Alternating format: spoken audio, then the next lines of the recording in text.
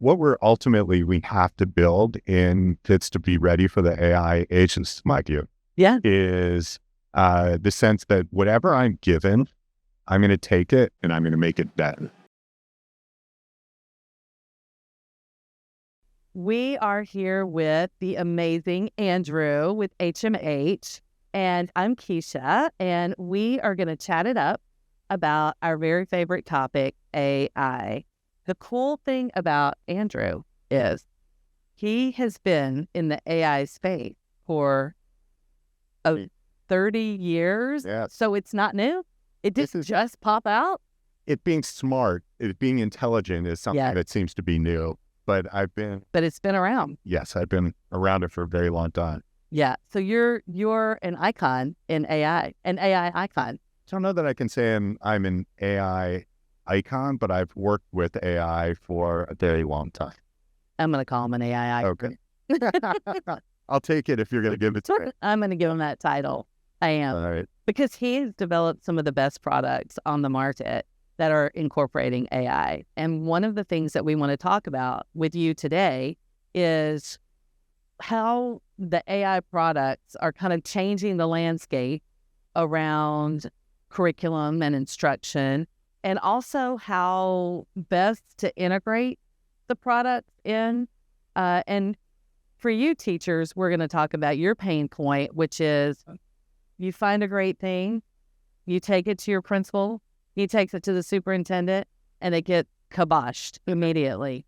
So I'm going to do a little explaining on why that happens and why we don't mean to be rude, but sometimes we have to be rude. You've got a responsibility to make sure every student gets high quality instruction. It's so true. It's so true. I loved being in that role, and I also detested being in that role. I get it. As a former teacher, I was like, I get what Peppy do there. But you get a different lens. So, let's start with just tools in general and kind of this incredible era that we're in.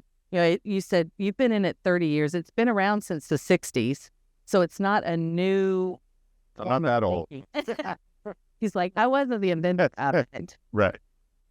But it's been around a long time, and it's iterated along the way. So talk a little bit about just kind of through your career, what you've seen. So my career actually started in the video game business. How fun. So causing trouble for education. Yes, true. Distraction.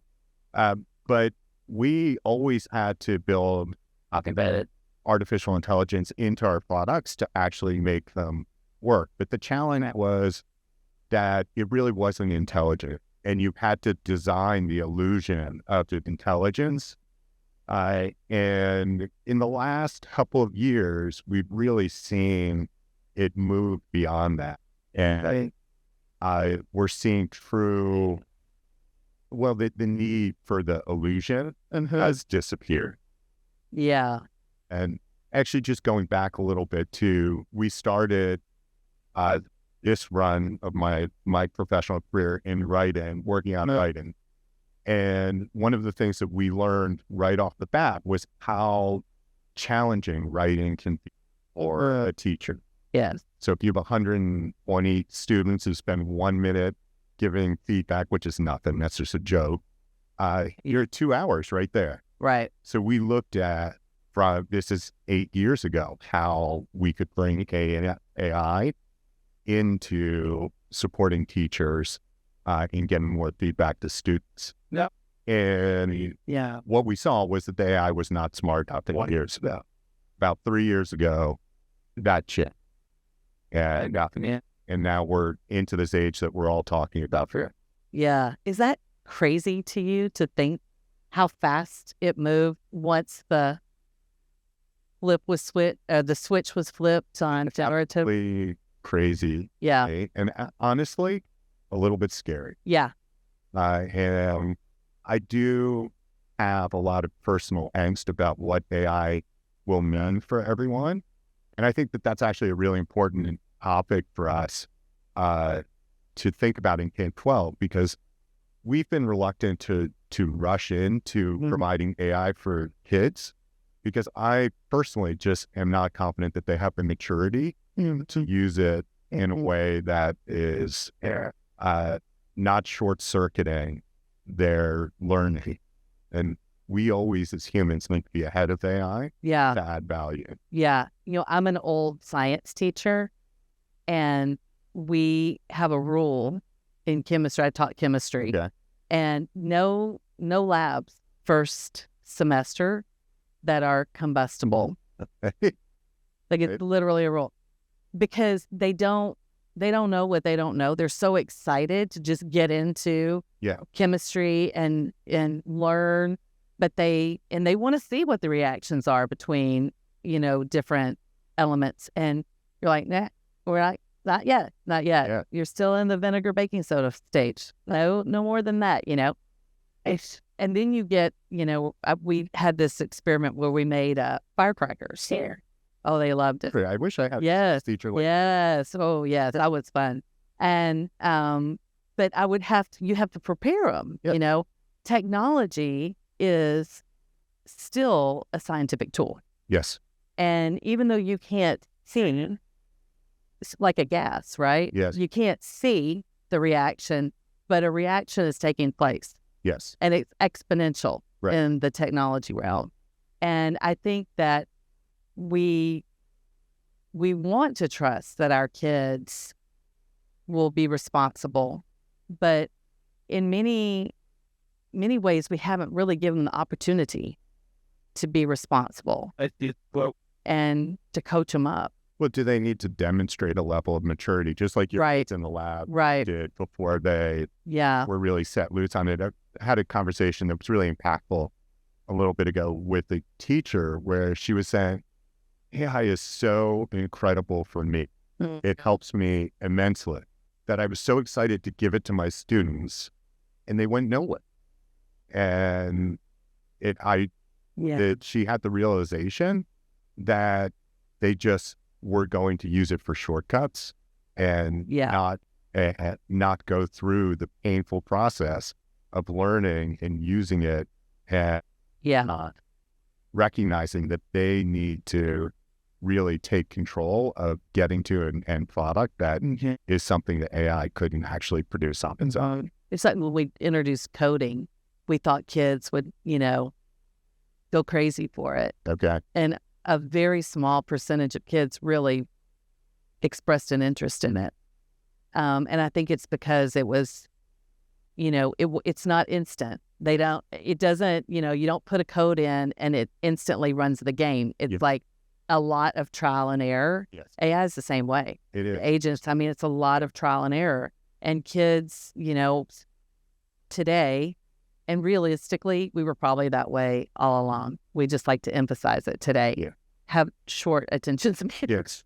Yeah. And they have no patience. So they don't want to wait and iterate. They want it to work right then. And that's not how AI agents work. It's not how anything works, really. Well, it is AI with us, so focused on writing. Right. AI can give that immediate response, and I'm done with my homework. Yeah. Time to go play outside. I've got ball. Rather than wrestle with really thinking about what I'm creating. Yeah. So I think it's a tough balance that we need to be, as educators, careful. Right. That we got it wrong with Google. It's true. Saw the introduction of do-it-yourself curriculum, which seemed great, but just lowered standards. Social, we got horribly wrong for kids. Yeah. And now with AI, I think we can help teachers a lot and feel confident about that. Students, we've got to be measured and make sure that we're not doing experiments on the whole kid. Yeah. We've done that before. It didn't work out that well. Social media. We did that. We've been there, done that. And that's another thing I've talked about in a couple of other interviews that I'm sure our teachers have seen, which is that how AI is an accelerant for adoption, because it just pulls you in, like the gaming, right? It just pulls you in. So when Google put the smart search features with AI, then you're just like, well, I can find anything I want to find, Social media has the AI algorithms in suddenly. So AI, it is an accelerant to some degree. It's wonderful. It Yeah. just, to me, it's really important that we get kids past that idea that it's a shortcut. Yeah. And that what we have to build in kids to be ready for the AI age, this is my view, Yeah. is the sense that whatever I'm given, I'm going to take it and I'm going to make it better. Okay. And that's how I add value into the world, is by doing something And the improving. machine can't produce. Yeah. Well, we still have human intelligence, right? So it's that we don't want to give it up. Human intelligence, We have to right? teach it. We have to make sure human intelligence can outpace Yeah. artificial intelligence, Absolutely. right? Yeah. And I've got two sons, 24 and 26, and I'm very happy that they're a couple of years professionally ahead of Oh, AI. yeah. But for kids coming out of, going into college, coming out of college, I think it's a race where you have to make sure that you are keeping ahead of what the AI can produce. Yeah. That's what kind of gives me angst about this. Yeah. We're probably going in a direction here. I think but you know what? Teachers, I think it's what gives teachers angst too. I mean, according to some people who've made public lately, the teaching profession is it's on the chopping blocks because of AI. We don't believe that, do we? Not at all. I think it's more, But I think it's evolutionary. it is going to mean change. Yeah.